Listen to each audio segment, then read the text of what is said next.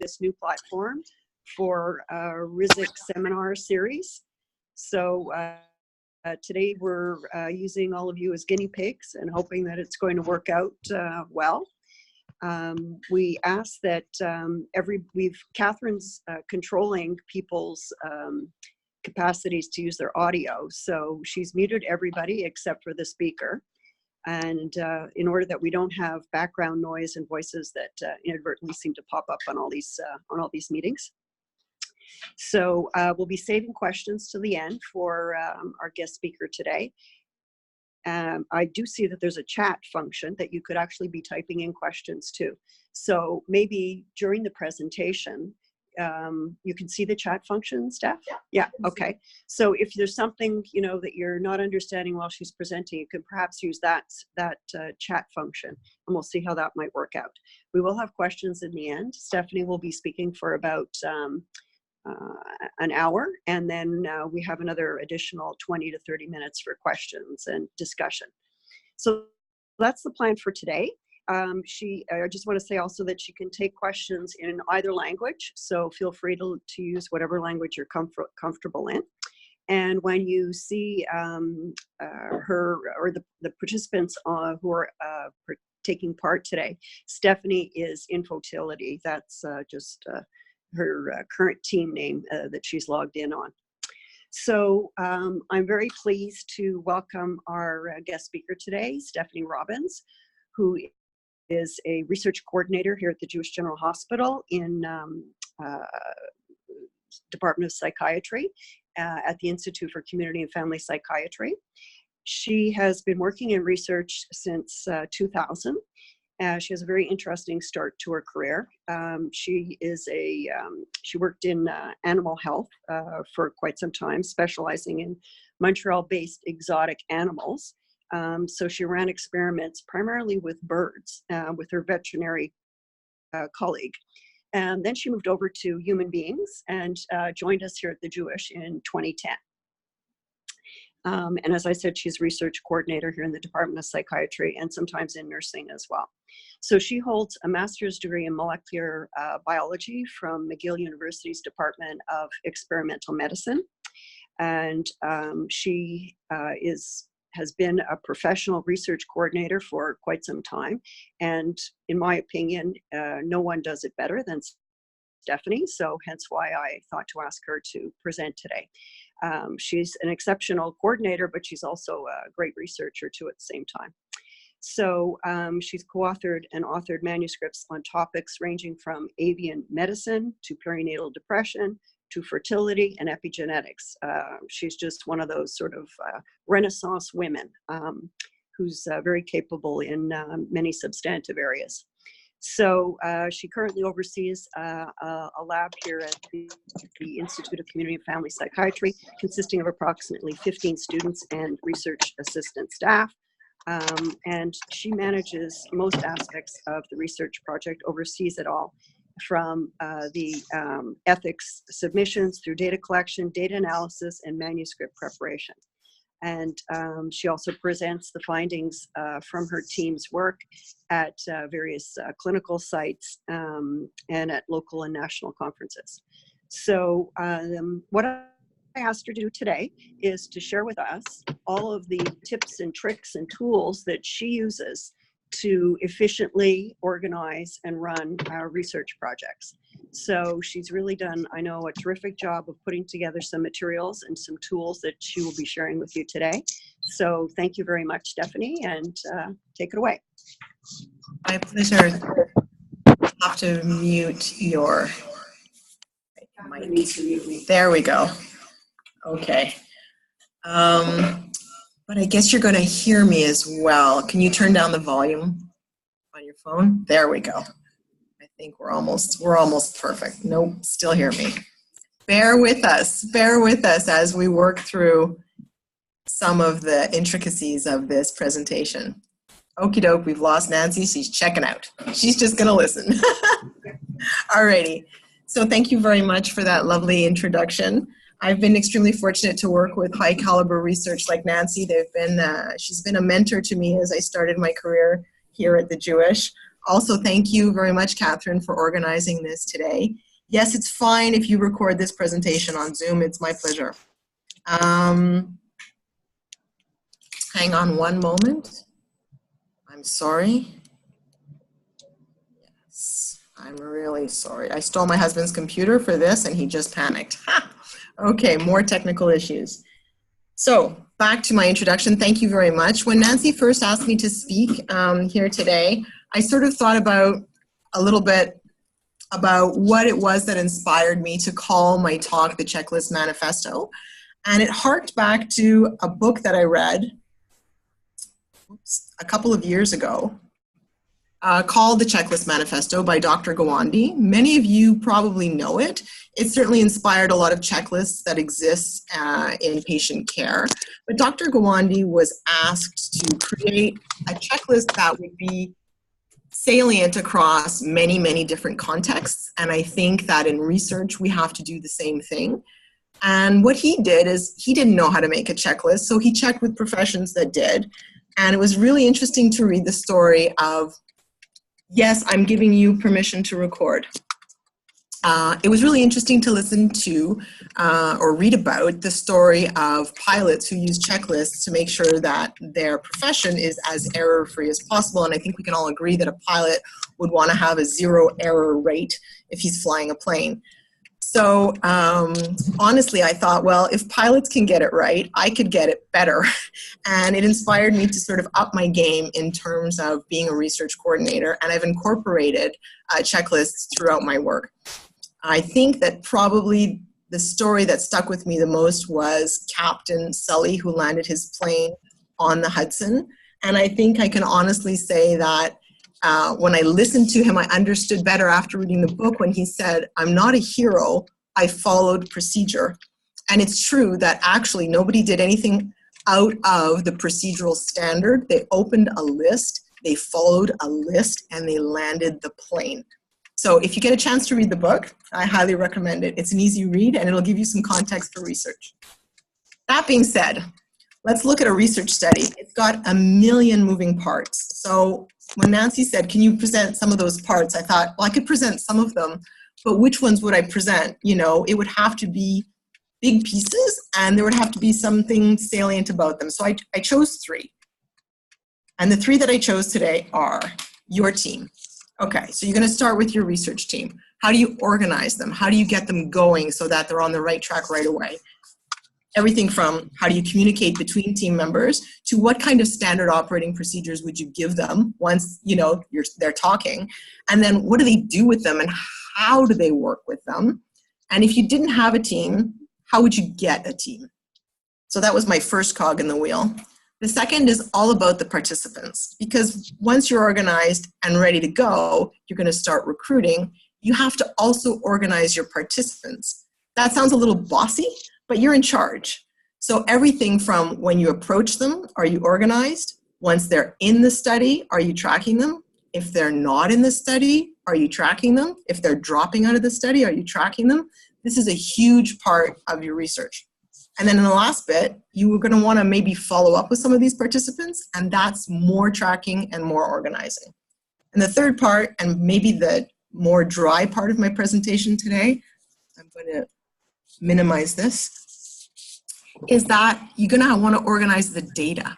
Because once you've done all your work and organized everybody, well, then it's the payoff. But if your data isn't organized and if you can't interpret it, then what's the point? So that'll be the last part of the study, and we'll finish with a little bit about where to keep the data once you've gotten it and sort of how to safely handle it. Are we all good so far? Okay. So without further ado, let's start with the team and how to communicate. I'd like to talk to you today about a platform that we've been using in the lab. It's called Slack. I don't know if any of you have used it or heard of it. Maybe it's gaining a lot of popularity. What is Slack? Conceptually, it's a little difficult to understand because in a way, it doesn't exist. It's on a cloud.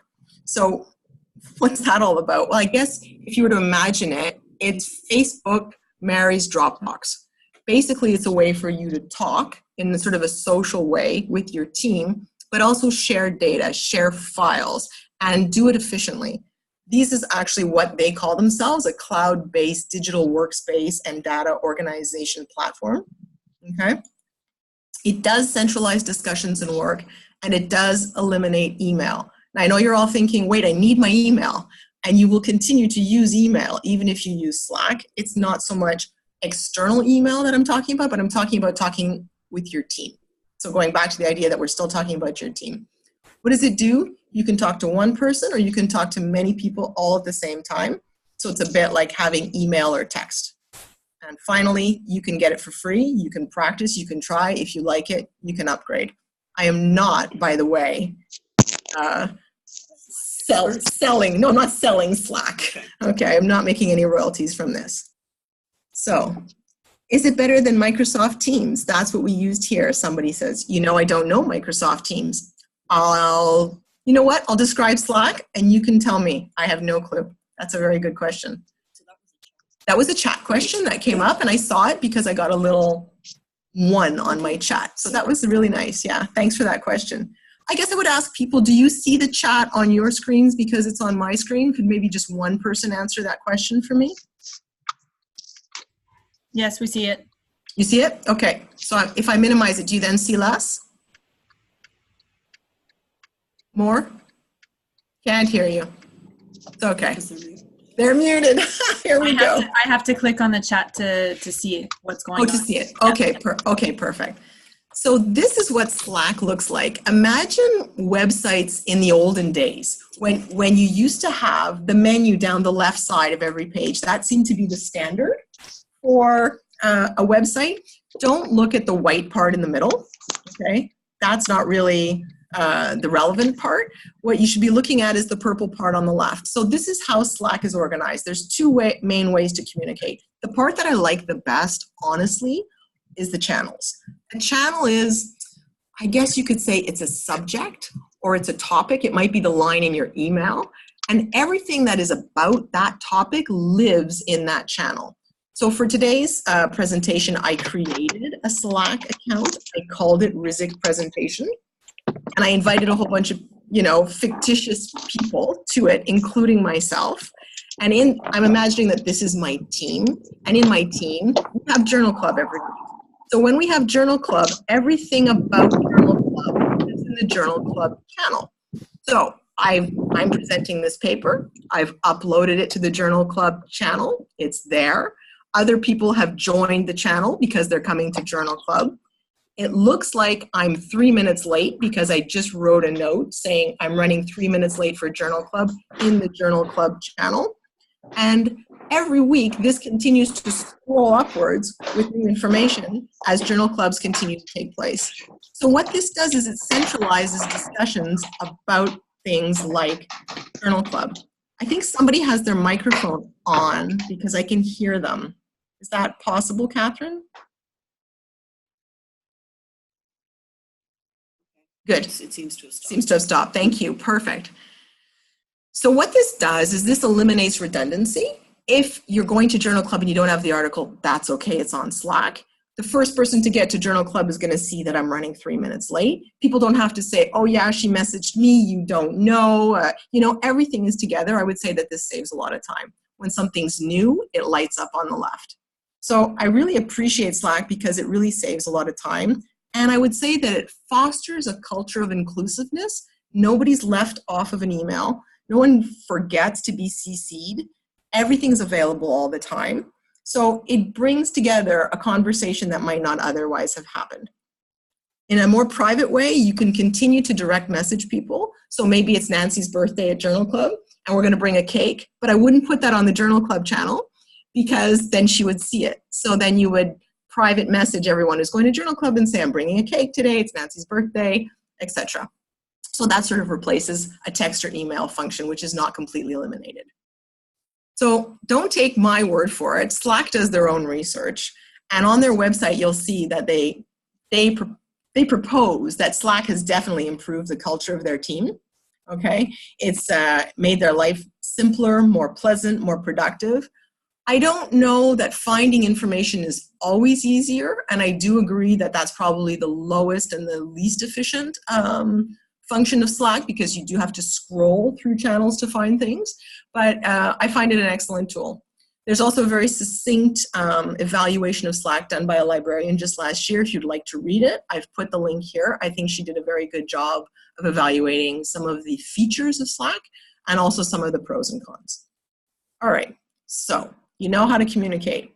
What do you do? You create a channel called standard operating procedures or recruitment or new study or whatever you want, and you'd say to your staff, come see me, because you're going to make something called a standard operating procedure. Hang on, hide video panel. Sorry, I can't see my titles.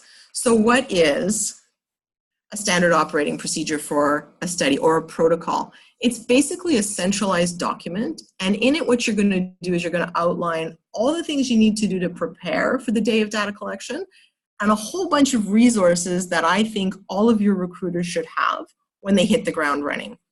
So what's in it?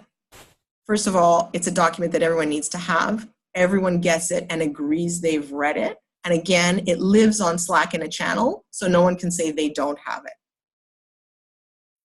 Yeah, one small caveat here. I often say digital as opposed to paper. It's simply because we're transitioning. A lot of these things can happen, I realized as I was making my presentation, in both worlds. So it could be on paper, it could be digitally living on Slack. Okay, so what are some of the things that you're going to do before recruitment? I mean, really, there's things to do before recruitment? Trust me, there's things to do. Make sure you have your consent forms. If they're on paper, print enough. You don't want to run out of something like a consent form. Make sure your Wi-Fi is working. Make sure your devices are working. Are they charged? This is the checklist. Whoops. If you have a participant and you're going to meet them somewhere, make sure you've confirmed. Nothing worse than getting all set up and going somewhere and the participant had no idea.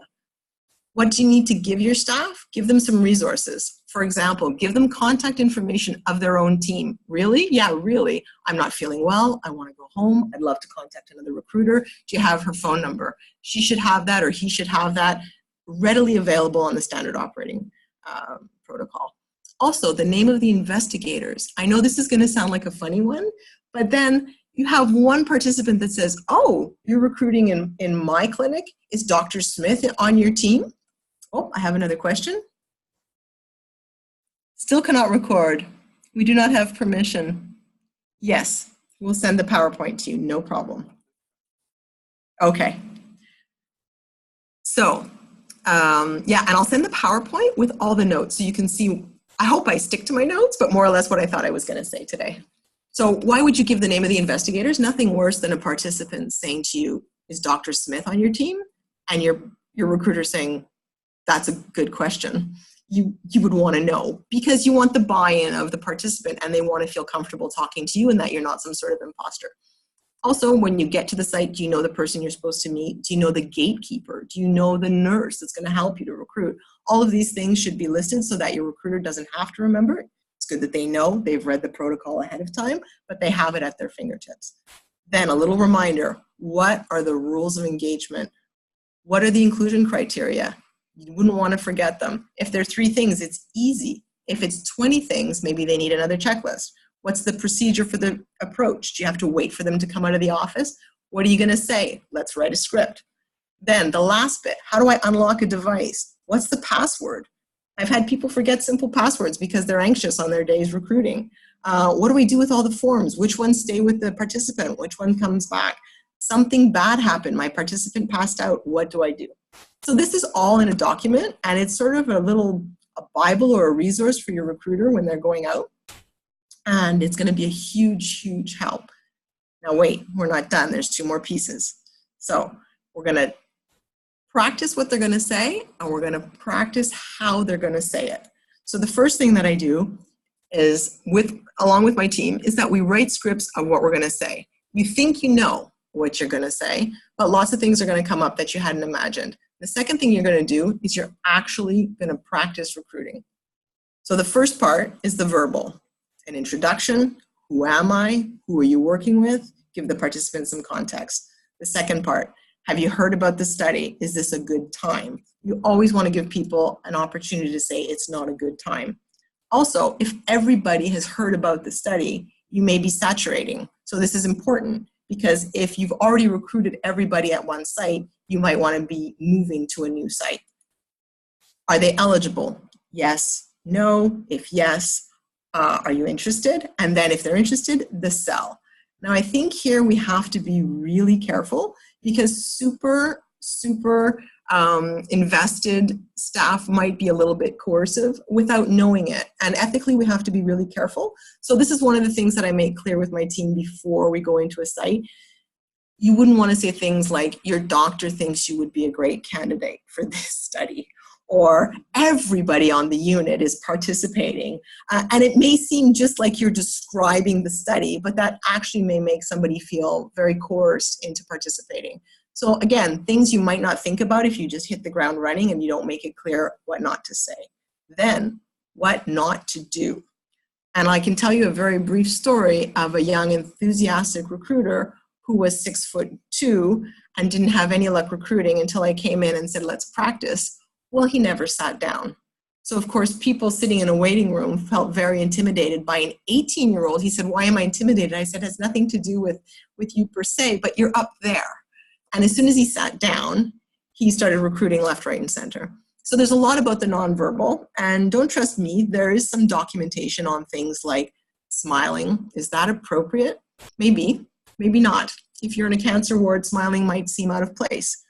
Should I be speaking more quietly? Am I in the NICU? Should I sit down? What should I wear? Do we touch people? You know, generally no, but that might come naturally to somebody. So these are things that we practice in-house. All right, so last piece. Let's say you have a team, great. Let's say you need a team, what do we do?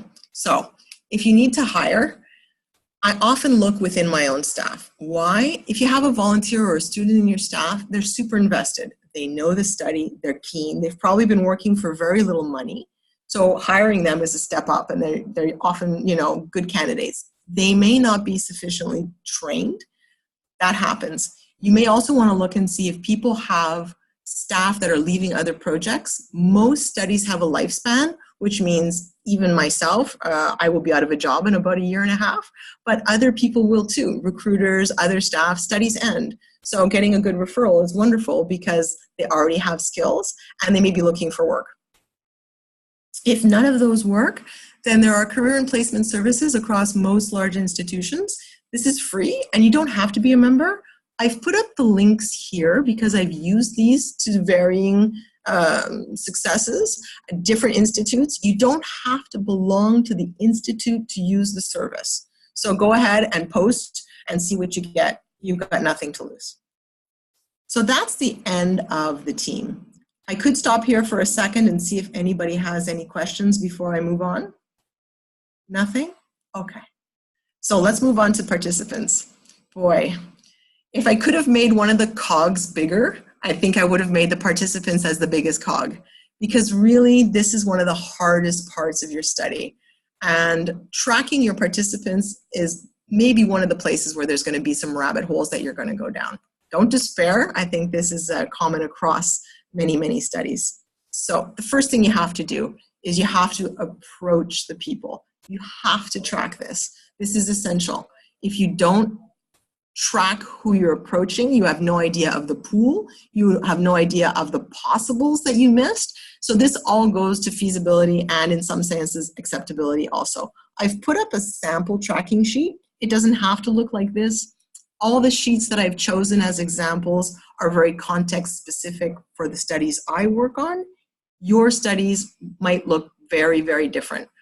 What I do though is that I give each recruiter each day a sheet. They leave with it, they approach, they fill it, and they bring it back to me, okay? If you lose these sheets, this is where you start losing your data control right away. What do I know? I only know as much as I have written down. Sometimes we ask that people enter them on digital platforms at the end of the day, but the sheets always come back to me so that I can check. You can have lots of things on your sheets, things such as, does it matter whether you know if they're men or women? Yes or no? Do you care whether or not they even agreed to be approached? I care because I want to know about my possible pool unless I know the pool ahead of time. If you know, for example, the number of patients on a unit and it's fixed, it's easier to assess the pool. If you're walking into a big milieu like a school or a waiting room, you might not know the possible pool. If they agreed to be screened for eligibility, you'll have the answer. If they're not eligible, that's easy. They're not eligible. If they refuse, you want to know why. And so there's a spot always for why they refuse. And I would say that the people that refuse are as interesting to me as the people that say yes, because you want to know what it is about your study that's not acceptable. If it's something you can change, you might want to do that right from day 1 to 5, because it might be a small thing for you as a researcher that you don't care about, or it might be something that you're willing to compromise for the sake of data collection. So let's say you're taking a blood draw and a million other measures, and the reason that everybody isn't doing your study is the blood draw. You might think that, you know what, after day 2 or 3 of trying with no luck, we're going to drop the blood draw, and suddenly things change. So these pieces of information are actually super duper important. All right, moving on. Here we go. The yes, the no, the thinking about it. You have to also track the thinking about it, people. Because if you have a small pool, or if they're not quite eligible yet, or they might be, but they have to get back to you, you might want to track them. And I mean, it's a little dicey ethically to have lots of information on people that haven't consented. But if it's part of your protocol that you are tracking people as they become eligible at a certain time point, all of that information matters, because following up with somebody you've already invested in is often a good way to get more recruits. So here's the consort diagram. We've started recruiting. I've called this the dream because this never happens. You approach 250 people, everybody's eligible. They've almost all agreed. They've made it to phase 1. They've made it to phase 2. If they refused, it's for reasons like they knew the researcher. And if they drop out, it's for reasons like they've moved to Australia and nobody can argue. And really the approach is just the first part of the tracking in this perfect scenario. But now what we have to realize is that for those who said they would agree, we still have to track them, but differently. So tracking the people who said yes, that's this part of the story. They've agreed, and now they're going to go through a whole bunch of other steps. And during those steps, there's room for all kinds of things to happen and go wrong or go right. But I would argue that tracking them is essential to make sure that you mitigate the things that go wrong. So what does tracking look like? I'm going to give you an idea of an Excel spreadsheet that, you know, is sort of standard, I would say, if you're working on paper. Again, if you're working digitally, a lot of these things are now being tracked on electronic data capture platforms. But it would look like this once it comes down from the platform. So I think it's a good example. I'm the first participant in the first line, Stephanie Robbins. I was recruited in February. And one of the criteria of this particular study is that there's 2 to 4 weeks between the first question and the second question package, the second questionnaire package. So did I qualify? Yes. Am I in? Yes. Did I do it at the right time? Yes. And then I was discharged, not at the right time. I actually got sick again. So now there's a hiccup with me. So in tracking this participant, what I see is that I basically made it to the right steps in the sense that I did the questionnaire with 1 to 2 weeks between when I was admitted and when I was supposed to be discharged, but I wasn't discharged at the right time. So now what happens is that suddenly you have all kinds of questions about this participant. She was still in the hospital when she was supposed to be at home. So her questionnaire about discharge to go home is now irrelevant because she's still in the hospital. So her data is not good anymore. But she's going home now, so would we give her the questionnaire again? Maybe not, because now she's not in the time frame. Okay, so is she out? Well, maybe not, because she did the first questionnaire and she thought she was going home, so at the time it was valid.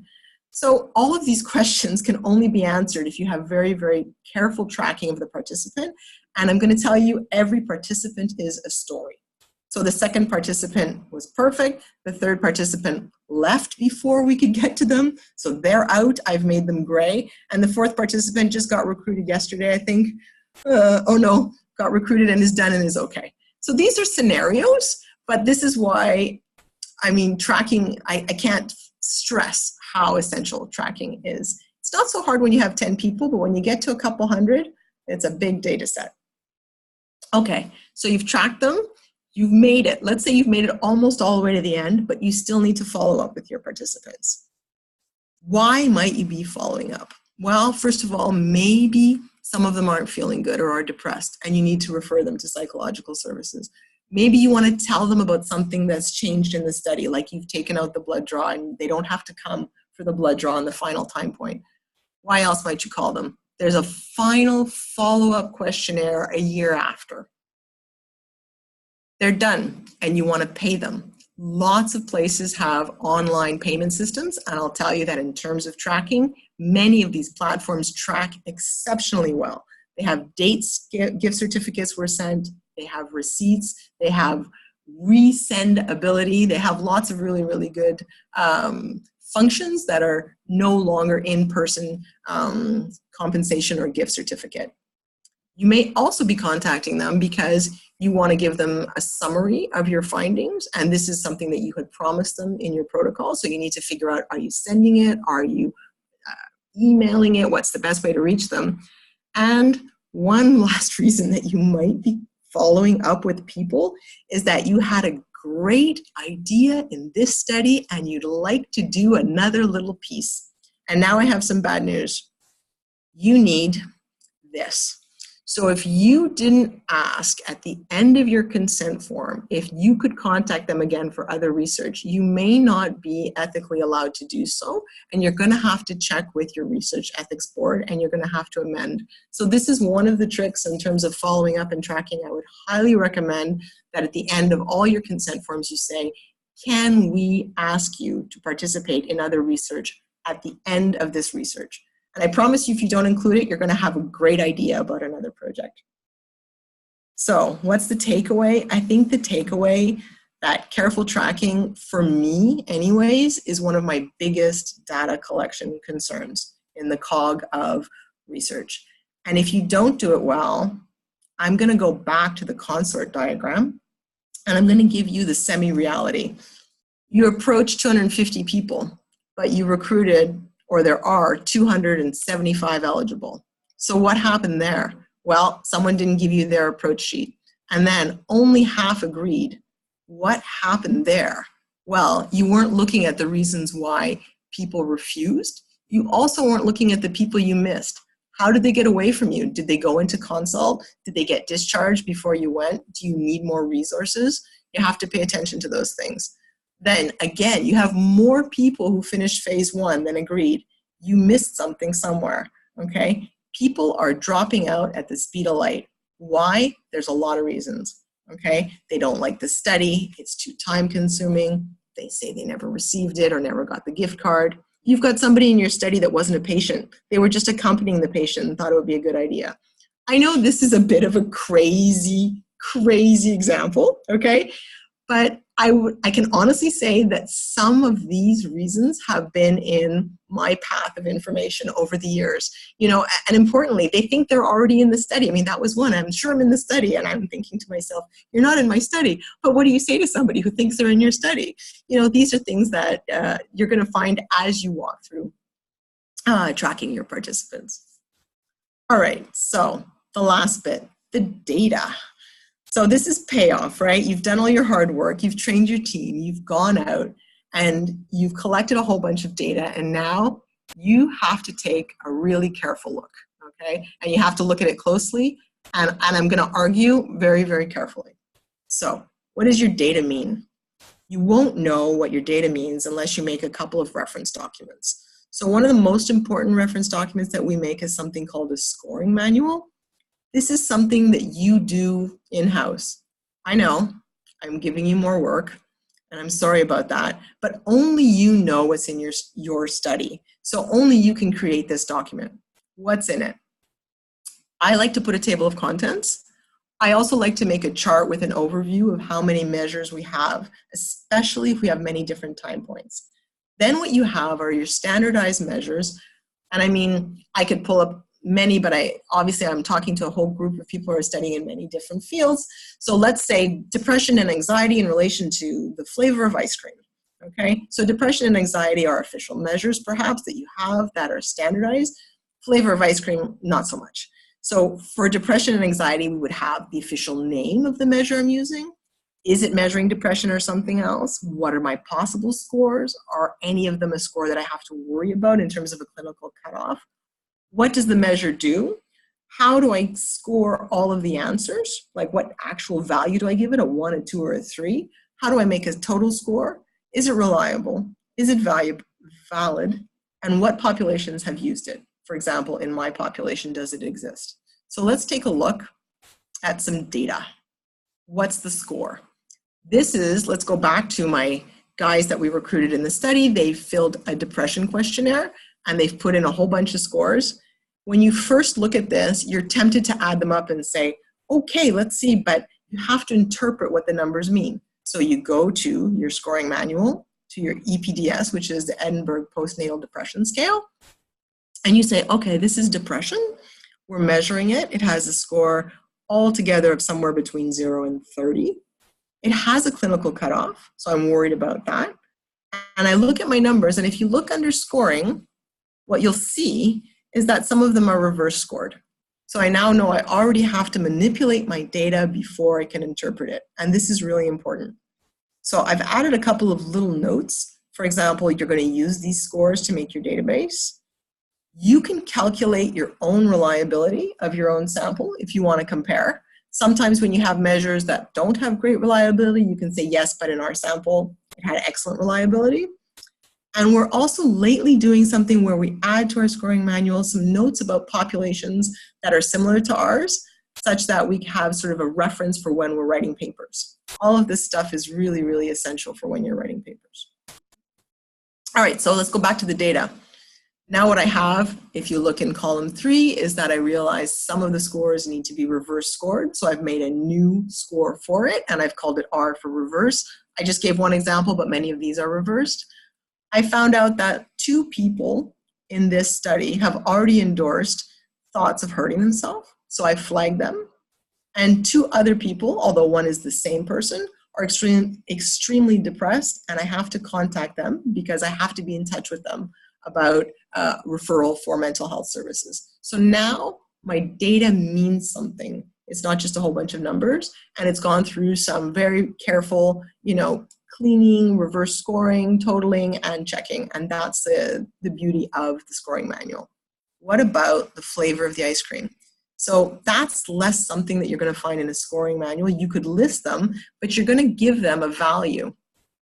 So you might give chocolate a value of 1 and vanilla a value of 2. It's a dummy code, and you might give it a dummy name. So you're going to make something called a data dictionary or a code book. You can call it whatever you like, but it's something that tells you that when you look at the cell in a table, what does that mean? If it's C, is that chocolate?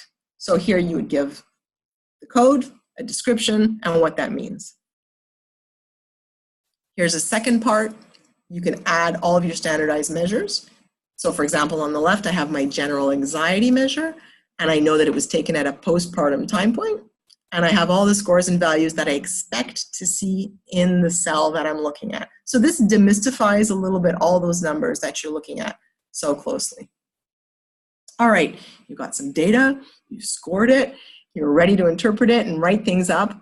Where do I put it? This is a difficult question because when you're capturing data, whether it's on paper or electronically, there's a lot of discussion around what is secure. And I think it's a difficult question because as we transition, it used to be that a paper copy of a questionnaire and a consent form in a locked cabinet, in a locked office, and in some senses in a locked institution were safe.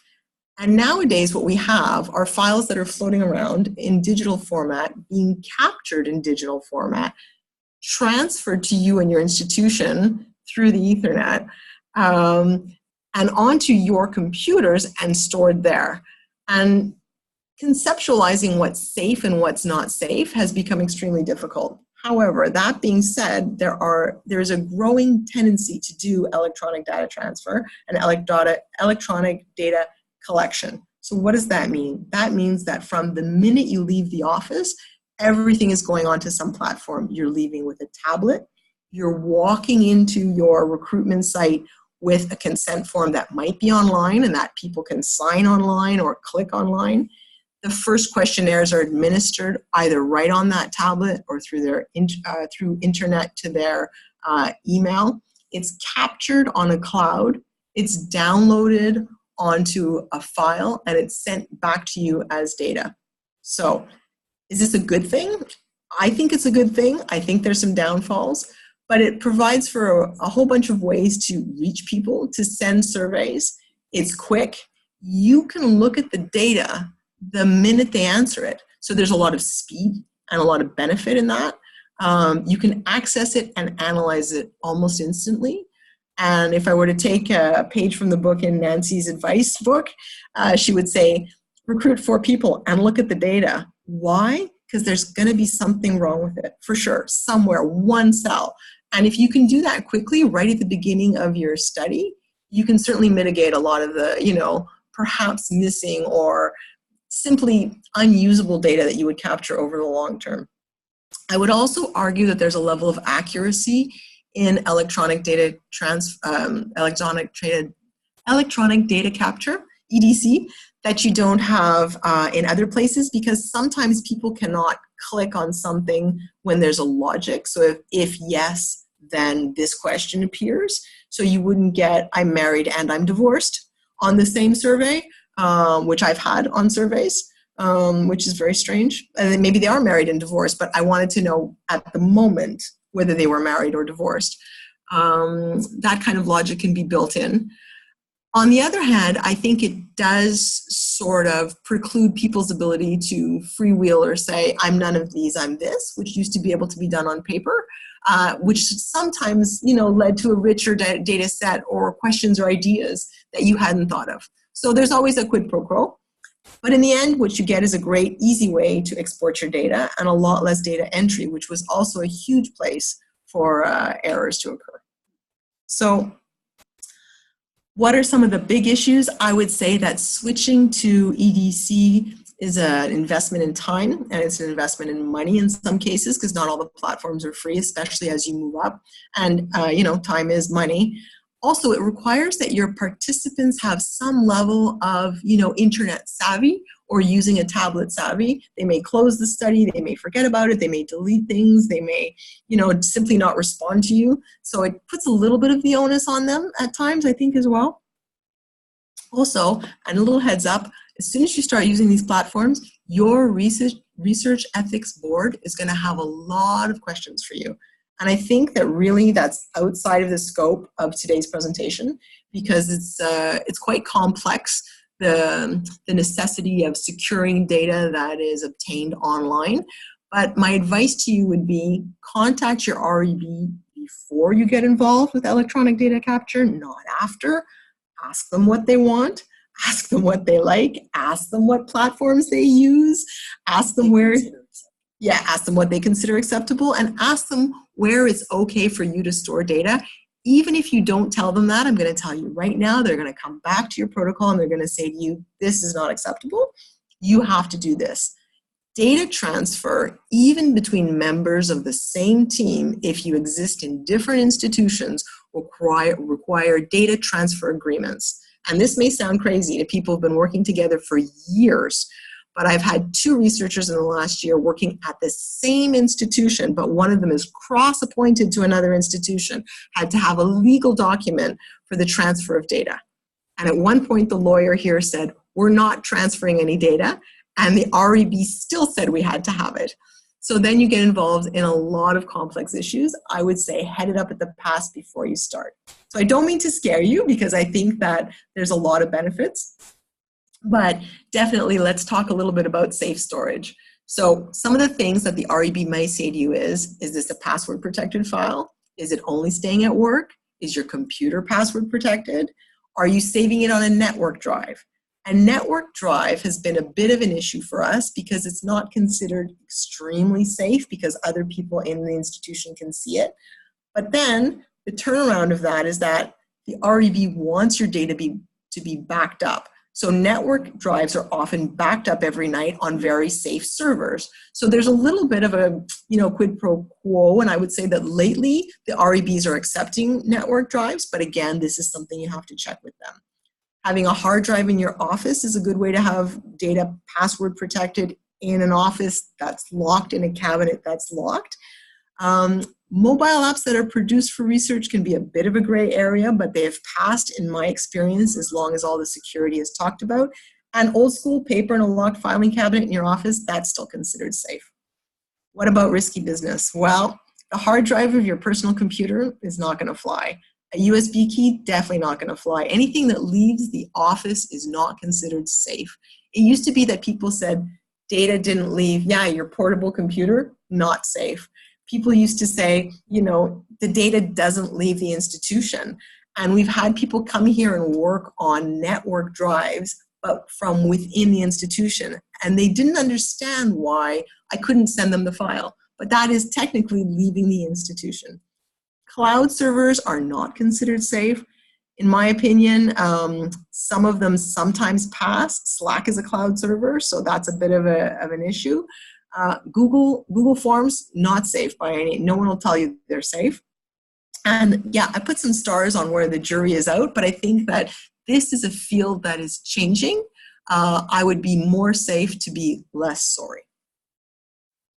All right, so I'm going to leave you with one last thought before I end, and that is this. I've learned two important lessons in life. I can't recall the first one, but the second one is that I need to start writing stuff down. Okay, so I've had conversations with Nancy. Did we start recruiting in January? No, it was 2015. Wasn't it? It was summer. No, it was June. Get out. It was not June. Okay, you have to write it down. As soon as you start your study, start a document. I call it the master methods. I started recruiting today, October 28th, 2018, at this site. The first email you send, data collection, began this day, 2018. The day the last survey comes in, data collection ended this day. Write down all the details. It doesn't have to be pretty. Start a document with headers, all different sections. Who did you approach? Where? What were the sites? What was the date? Put down more than less. You can clean it up later. As you start making your consort diagram, put it in there. When you get to the end of your study, what you're going to have is some sort of record of what you did. When you formalize that, you can share it between researchers. You can share it with all of your team because they're all going to start writing papers. And what you want is that the methods section of all of your papers says the same thing. So I think that would be, for me, the last little piece that I would leave with you today. So I'd like to thank you very much for your attention. And I'm leaving my email there because I'm sure I've forgotten things, and I'm sure that there'll be more questions. We're about 10 minutes away from 1 o'clock. So we definitely have time for questions. Lots of questions. And I'm going to leave you also with something that my students made for me because they're big Minion fans. Here we go. They made I don't want this. I don't know how to get away. They made a measures document for the ripeness of bananas with raw scores from 1 to 4. No validated cutoffs. Greater score indicates a riper banana. They had a good time helping me with this presentation, so I'd just like to thank them for that as well. All right, so I'm going to open my screens and take any questions. I think people would have to be unmuted, so I don't know how we want to do that, Catherine. Oh, I'm getting the wait a minute. I think we're going to have to maybe go by show of hands or... Okay, or people can...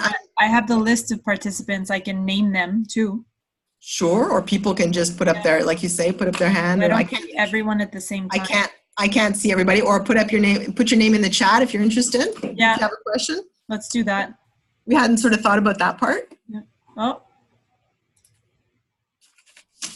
No questions. Vanessa Vaillancourt, il faudrait mettre votre message public parce qu'il est en privé en ce moment. Qu'est-ce que ça veut dire, ça? Il y a une option quand on envoie un message, si c'est en privé, à l'administrateur ou public. Elle vient de le changer, là. You should see it. Ah, pour toi, c'est toi. OK, ouais. Excuse-moi. OK, chat. Voilà. Can you send it to us? Yes. Yes, I'm happy to send the PowerPoint to everybody. There's going to be notes in the bottom as well. I'd just like to tell you that, for example, the Word document that is the scoring manual is embedded in the PowerPoint, so you can just drag it out and use it as a template for your scoring manual if you like. Yeah, my pleasure.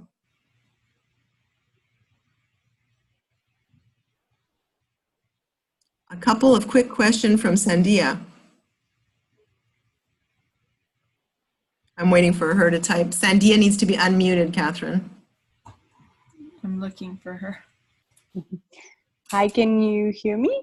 Oh, yes. Yeah, I hear you. Hi, Sandia. How are you? Hi. Thanks so much for a very practical talk, Steph. My pleasure. Really informative.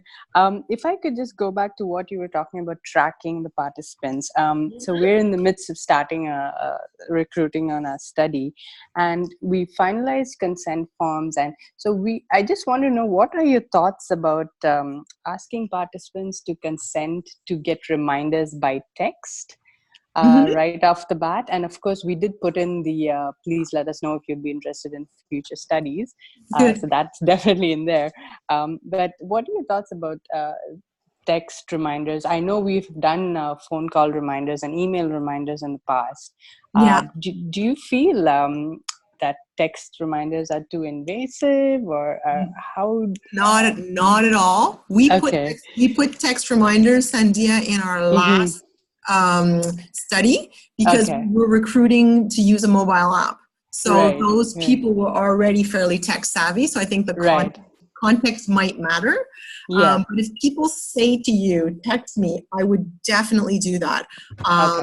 Yeah, we worked with a platform here at the Jewish General Hospital called Information Management Services. And they gave us a drop-down menu where when we recruited people, we asked them, how do you prefer to be contacted?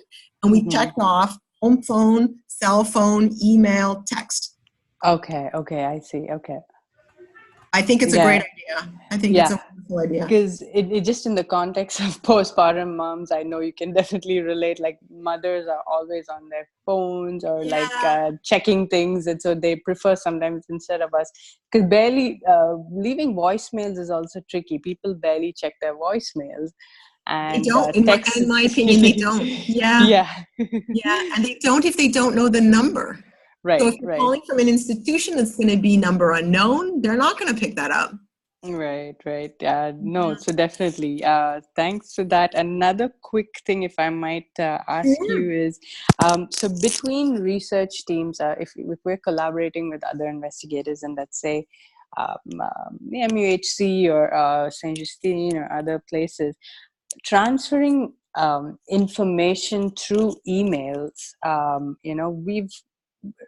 we've not given that too much of thought, to be honest. Like, if let's say a team is coming up with information about our participants, it might not necessarily be identifying information like their name or nothing that really is clearly saying that we're using personal information, but just transferring back and forth information or things to do by email. Is that something that we would still need a data transfer document for, or is this something we shouldn't do at all? Well, I guess if I'm emailing you and saying participant 123 is coming tomorrow, there's no identifying information there. You would want to be careful, though, that, for example, if a clinician only had 2 patients ever on Tuesday, June 3rd, 12th, and you said, he's coming tomorrow. I mean, all in the art of what's reasonable. I don't think that's I think that's okay. But you wouldn't want to transfer anything where someone could identify something from the information you sent. Right? So if it's depersonalized, it's very hard. But in certain contexts, if you have enough depersonalized information, you could select that person. If the clinician only sees 1 patient a day, and you say the patient who's coming tomorrow is in the study, and Dr. Schwartz is going to see her, then you know who that person is. Right. So you've got a handle on that. Say, well, I know my wife went yesterday. This got out, and I mean, that's perhaps a little bit of a specific example and an extreme example. No, otherwise, transfer of data that is, Yeah, no, definitely food for thought. Yeah. Just to have a formal document, making sure that all of the information is out there and get it looked at by the rep as well. Yeah. I would be careful and use codes. Yeah. Yeah. Sounds good, Steph. Thank you so much, and I would really appreciate the copy of your presentation whenever. I'll send it to everybody. It's my pleasure. Perfect. Appreciate it. Thank you. Thanks. Okay, I see that Sarah Lafontaine has a question. And I see there's a couple more, so maybe we can answer them one at a time. Yes, hi. We're a couple people here. So this is Jessica. Thank you for the presentation. We had a small question about the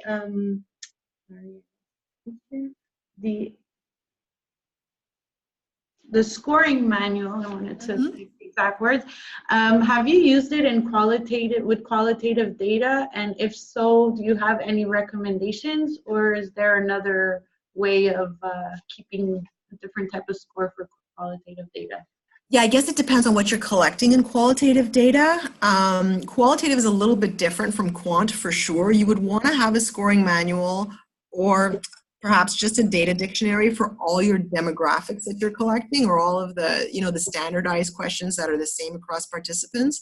In our lab, in terms of collecting data qualitatively, we often use programs like MaxQDA, RQDA, In Vivo. It's a way of putting all the data in and collecting it and scoring it in some ways, because you're pulling out themes that are staying the same. Yeah, it's analyzed there. But in terms of you wouldn't have a scoring manual because you don't have standard measures generally in qualitative data. Does that make sense? Yeah, that makes sense. And is there a way of like syncing it to syncing the data to facilitate communication, like on other programs? I'm not quite sure I understand. What do you mean? Well, you were talking about syncing what data? Like, for example, sorry, I can't hear you. I lost. Someone got muted. Okay. Do you hear me now? No.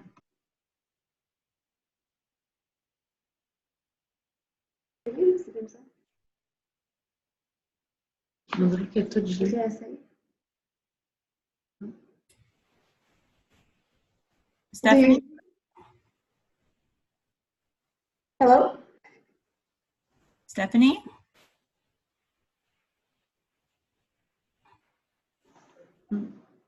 Est-ce que les autres participants, vous m'entendez? Oui. OK, c'est Stéphanie qu'on a perdu.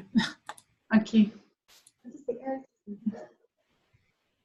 Non, c'est pas. Un instant, je vais essayer de lui envoyer un courriel pour voir. We can still hear you, yes. OK.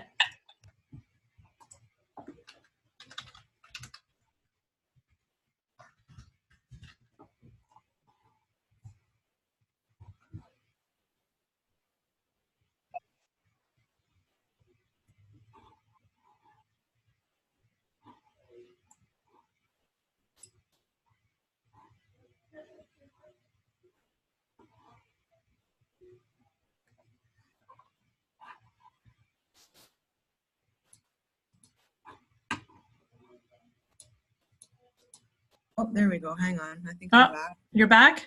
Okay. Hello. I think we got timed out. Yeah, we lost you. Did we get timed out? Or was it my Wi-Fi? We shouldn't be timed out. I have it till 1:45. Okay, so then it was my Wi-Fi that stopped at an hour. Who knows why? Okay, sorry about that. That was really weird. I'm sorry I lost your question. Hang on. Jessica, wait. Oh, that's all right. I found my answer. But thank you.